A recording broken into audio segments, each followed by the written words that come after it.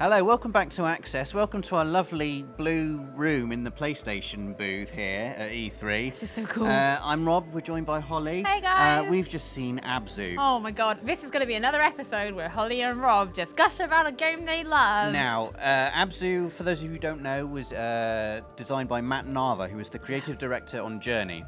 And ABZû is quite like Journey. You could describe it as Journey, but underwater.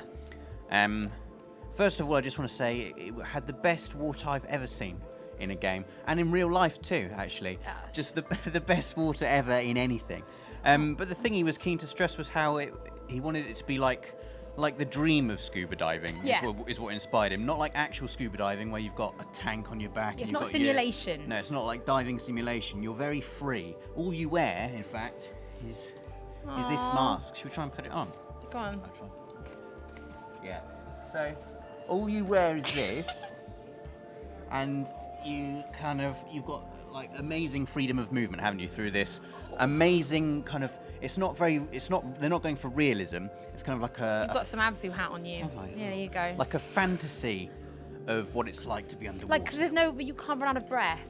Like, that's the fantasy, right? Is that you go into this underwater world and there's no limitations because there's no oxygen to run out of. There's no big tanks, heavy tanks on your back. There's no field of vision being obscured because you've got the mask on. It's complete underwater freedom. Imagine how good that must feel, and and it's blue, the blues, and the water is crystal clear. And then the musical score kicked in. Oh and my God. The score is done by the same guy who did the score for Journey, I mean, and you can tell by how it sounds.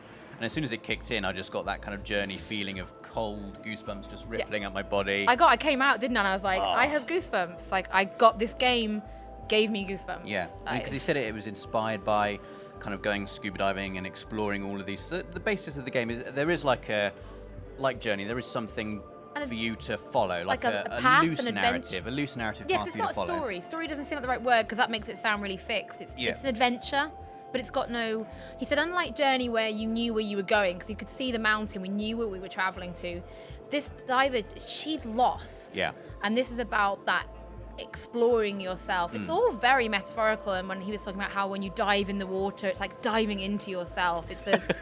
Don't laugh. It's beautiful. It is, yeah, it is beautiful, and also just that whole concept of being able to linger in a place and not feel the pressure of, okay, I've got to get to the next area, Yeah. Because I can definitely see myself playing that game and just wanting to just stay there and drift and look at it, because all the fish that are in there, they've got a team of programmers, he said, who are just programming fish behavior, Fish tech, and shoaling behavior, making like big groups of fish react realistically to you as you dive through them. And then there's also an ecosystem, like a food chain. There's actually a food chain. Bigger fish will eat the little fish. You can ride those fish. Oh my God, we rode a stingray. We rode a Manta Ray, Holly. Sea pancake.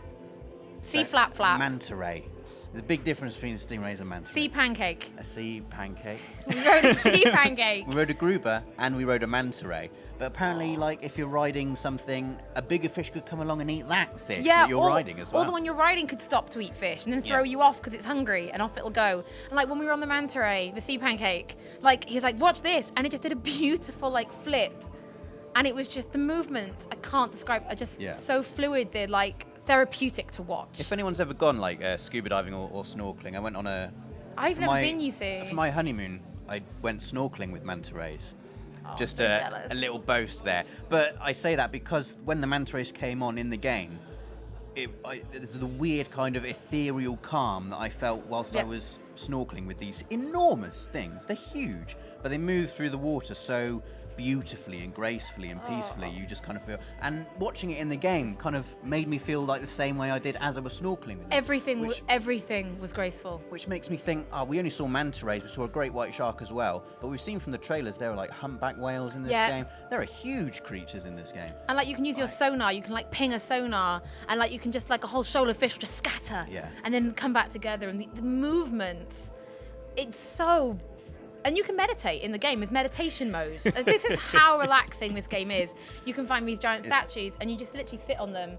And instead of going into the third person, which is what you're playing in, it goes into the first person. And then it'll actually just follow the fish.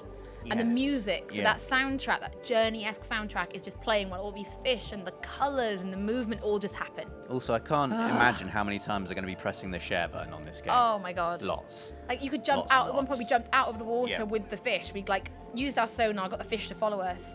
So it's us and this whole shoal of fish jumped out the water into the sunshine, did like a flip and landed in.